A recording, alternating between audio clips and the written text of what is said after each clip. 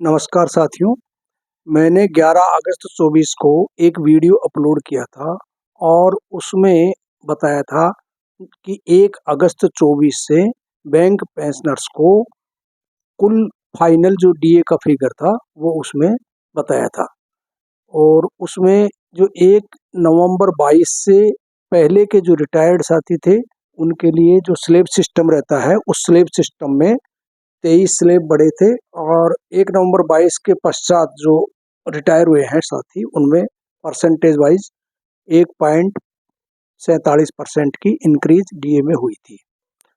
तो उस समय तक जून 24 के इंडेक्स फिगर अपने पास उपलब्ध थे। अब जुलाई 24 के और अगस्त 24 के इंडेक्स फिगर भी आ गए हैं। तो इन फिगर के बेस पे अब चूंकि बैंक पेंशनर्स की जो डीए में बढ़ोतरी होनी है वो तो फरवरी 25 से होगी, लेकिन एक अनुमान कि जो डीए मतलब कितना बढ़ेगा, ये जो इंडेक्स फिगर बढ़े हैं मतलब जून में, जून के पश्चात में जुलाई और अगस्त में, तो जून तक का जो इंडेक्स फिगर है वो तो लिया जा चुका है, जो अगस्त 24 से डीए दिया गया है उसमें कवर हो गया है। अब जुलाई और अगस्त में जो इंडेक्स फिगर आया है उसके बेस पे कितनी बढ़ोतरी संभव है, तो इसी के लिए मैंने ये एक्सेल शीट तैयार की है। आप सबसे पहले मैं आपको बता दूं कि ये जो एक्सेल शीट है पहली वाली एक्सेल शीट, और उसमें वर्किंग स्टाफ को नवंबर 24 से कितना डीए में बढ़ोतरी संभावित है। तो आप देखिए कि जुलाई 24 में जो इंडेक्स का फिगर है 142.7 है, अगस्त 24 में ये थोड़ा सा कम हो गया है और 142.6 रहा है। सितंबर 24 का भी मैंने नोशनल यही फिगर लिया है और इस आधार पर 19.6% डीए 1 नवंबर 24 से वर्किंग स्टाफ को पेएबल होता है। नवंबर 24 में चूंकि बैंक पेंशनर्स को डीए में कोई संशोधन नहीं होता है, यह संशोधन छमाही आधार पर होता है, इसलिए नवंबर 24 में केवल बैंक जो वर्किंग स्टाफ है उनको ही डीए में संशोधन होगा, और वो जो संभावित संशोधन है 19.6% हो रहा है और अभी जो प्रेजेंटली उनको मिल रहा है 17.2% मिल रहा है। तो इसका मतलब 2.4% की बढ़ोतरी 1 नवंबर 24 से जो बैंक का वर्किंग स्टाफ है उसको संभावित है। यदि 1 लाख की बेसिक पे है तो 2400 रुपये की बढ़ोतरी हो जाएगी। तो ये साथियों जो 1 नवंबर 22 के पश्चात में जो साथी रिटायर हुए हैं उनका जो डीए का संशोधन होता है वो वर्किंग स्टाफ के पैटर्न पर ही होता है। तो इसका मतलब ये होगा कि जो 1 नवंबर 22 के पश्चात जो बैंक के जो साथी रिटायर हुए हैं तो उनको भी 1 फरवरी 25 से 2.4% की डीए में बढ़ोतरी संभावित है।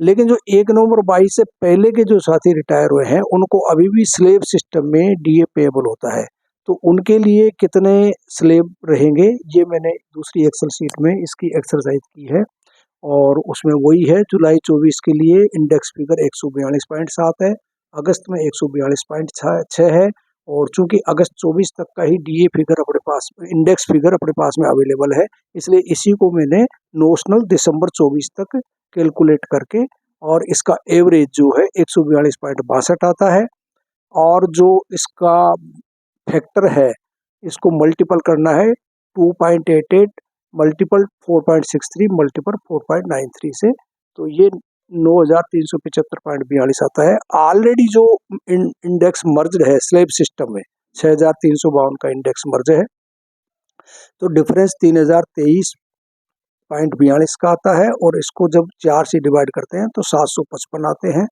ऑलरेडी जो स्लेब पेड है यानी जो अगस्त 24 तक के मतलब, तो वो है 716, तो इनका डिफरेंस 39 आता है। तो 39 डीए स्लेब जो 1 नवंबर 22 से पहले जो रिटायर्ड साथी हैं उनको संभावित है 1 फरवरी 25 से।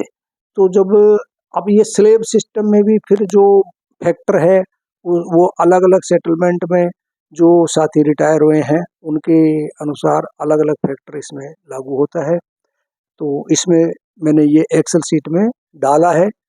देखिए जो एक मैंने कॉलम बनाया है एफ में, डीए स्लेब इन अगस्त 24 और स्लेब इंक्रीज, जो एक्सपेक्टेड स्लेब इंक्रीज है वो 39 की इंक्रीज है, और उसके बाद का कॉलम है एक्सपेक्टेड डीए स्लेब इन फरवरी 25। तो फरवरी 25 में ये बढ़ करके ये मतलब जो जैसे मैंने दिया है कि जो साथी फोर्थ और फिफ्थ बाइपार्टेट में रिटायर हुए हैं तो उनको अभी अगस्त से 2154 स्लीप मिल रहे हैं, तो फरवरी 25 में संभावित है 2193 स्लीप होने की, और इनका जो मल्टीपल फैक्टर है 0.67 है।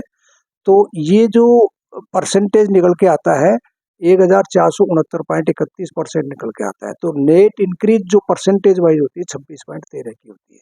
तो इस तरह से मैंने अलग अलग सेटलमेंट में जो साथी रिटायर हुए हैं उनका इसमें डाला हुआ है। सिक्स बाइपार्टेट में जो रिटायर हुए हैं उनको अभी जो 2017 स्लेब मिल रहे हैं, और ये स्लेब बढ़ करके 1 फरवरी 25 से 2056 संभावित है। 0.35 मल्टीपल फैक्टर है, और उससे जो फरवरी 25 में मतलब 719.6% इनका हो जाएगा, और एक्सपेक्टेड इंक्रीज होगी 13.65। इसी तरह सेवंथ बाइपार्टेट में साथी रिटायर हुए हैं उनको स्लेब बढ़ करके और 1 फरवरी से संभावित है 1922 होने की। मल्टीपल फैक्टर इनका 0.24 है, और परसेंटेज वाइज 461.28% हो जाएगा, और नेट इंक्रीज 9.36% की होगी। एट्थ बाइपार्टेट में जो साथी रिटायर हुए हैं उनके स्लेब 1 फरवरी 25 से बढ़ करके 1771 हो जाने की संभावना है। 0.18 इनका मल्टीपल फैक्टर है, 318.78% इनका डी हो जाएगा, और इंक्रीज होगी 7.02% की। नाइन्थ बाइपार्टेट में जो साथी रिटायर हुए हैं उनका 1 फरवरी 25 से जो स्लेब है बढ़ करके 1634 हो जाएगा। 0.15 इनका मल्टीपल फैक्टर है, 245.1% इनका टोटल डी हो जाएगा, और इनका जो इंक्रीज होगा 5.85%। टेंथ बाइपार्टेट में जो साथी रिटायर हुए हैं उनका 1 फरवरी 25 से एक्सपेक्टेड स्लेब 1233 हो जाएगा।